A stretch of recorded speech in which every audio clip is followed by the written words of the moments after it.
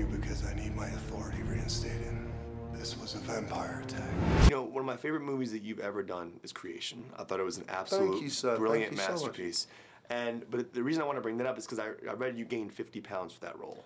I gained 40. Okay, 40. I gained 40 pounds. And then you immediately went to this. Yes. So, and then we're seeing you in this movie with abs. Like you're like cut up, ripped, and with abs. You know, for me, I've gained 50 pounds over the past couple of years because I eat so much fast food and I eat crappy. Can you give me some workout tips? How did you lose all that weight and then get back into like the badass priest shape? You know, the real thing is, what you got to do is get somebody to offer you an enormous sum of money to play an action hero, and you'll get fit. It's really simple. That's all I need. So I need a couple $1 million. Bunch of dough, and you'll go to the gym. You know, if somebody was paying you to go to the gym, you go to the gym. All right. There's no secret. Get her down below! Whenever you hear, don't scream.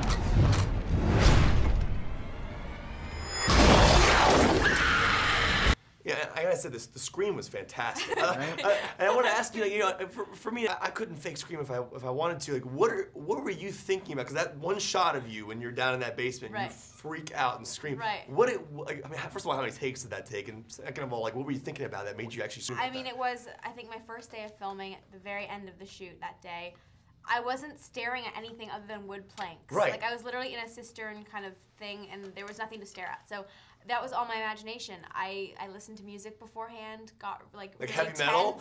I don't know if you were like, listening to like 50 Cent or something like that. It was a mixture of stuff. I mean, it was more like channeling old memories that maybe upset me or got me into that really angry mode, and the scream was more anger. I mean, it was still scared, but I don't have anything to equate really in real life to that exact moment. Right. It was more just every kind of emotion and just taking it out and doing 1 or 2 takes because I didn't want to have to, like my vocal cords were already extremely gone the next day and sore. The citizens have complete faith in the church's ability to keep them safe. You will not shake that faith. What good is that faith when it's a lie? If you take any action to leave the cities, you will be stripped from the order and excommunicated immediately. But here's the thing, you gotta incorporate that badass scene from Priest into Star Trek where you're like orchestrating stuff. I mean, that might be one of the coolest things I've ever seen in my life. Oh, seriously? You're walking down the street, obviously you're acting, but you're enjoying people dying. You know, as an actor though, like, what's the mindset that you step into to think about being able to enjoy people dying? I mean, how does that even work? What I do is I think of something that I really love, like eating lobster. Right. Right? And then when I'm doing the scene, I'm thinking about eating lobster. That's what I'm thinking about. But what you're seeing is death and destruction. But it's all about lobster. Dude, Red Lobster needs to promote Priest. Yeah. Red Lobster brought to you by Priest. Priest brought to you by Red Lobster. we gotta call the marketing department of Screen Gems. There you go. Right? We're geniuses, right? Dude, because we're wearing the Chucks, dude. No, look, that's the whole reason. There you go. The war is long over. It's not over.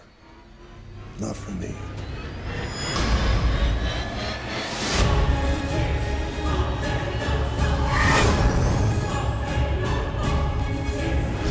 And one of the things I want to bring up is your character in the film, you go against authority to do something that you think is right. That's right. Because you feel like that going out, saving part of your family is the right thing to do, even though the higher ups say, don't do it, this is wrong. Can you equate that to something in your real life where you know, there was a moment in your real life where like, you went against maybe an authority or a top figure because you thought something was right to do? You know, I think I was a little like that in school. I had a real sense of, you know, a real sense of injustice. You know, when there was injustice, I get really, you know, upset by it. Right, and, right. But I mean, those are the sort of things that I really, you know, fed into, and also this notion that, you know, for Priest, I would just think soldier rather than thinking priest. You know, he's a soldier, and he's a soldier who, you know, at the end of the Vietnam War has come home and is despised by the people that he was actually trying to save. Right. And, you know, and I found that a really emotional thing for me to, you know, grab hold of, that all he was trying to do was his duty, and now he's repugnant to these people. They run away from him.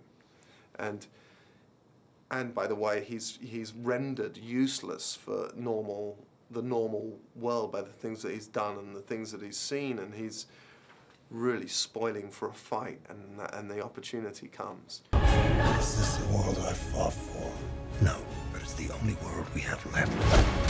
One of your own has broken his sacred vow. You will find him dead or alive. They bred a new army. You're too late, priest. This is their time now. Dude, I was reading about the scene. I don't want to give anything away, but it takes place on a train, obviously, and Paul Bettany's character is hanging over the ledge.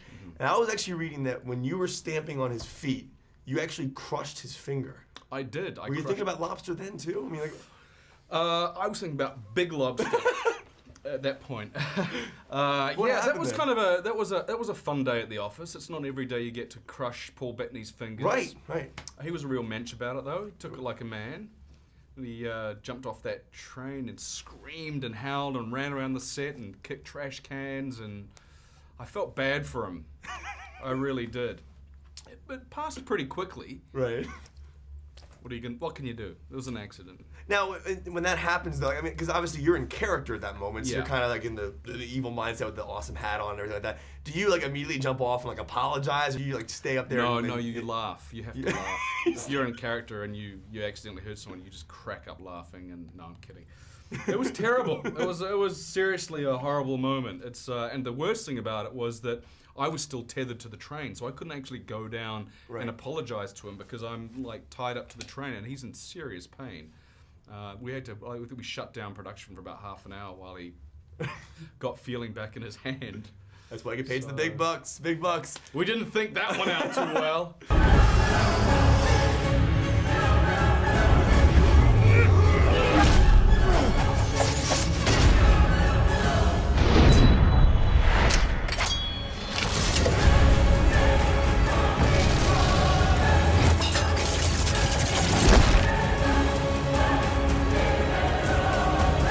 I will say this: it was surreal for me sitting there in the theater last night, and you were in there watching the movie as well. Well, cool. you're seeing it really.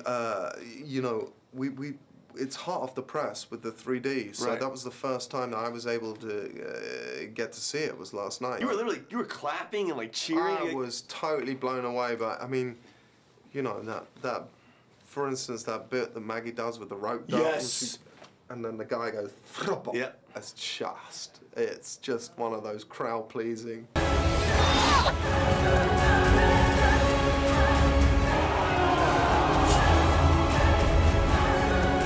it true what they say about priests who wield the hand of God?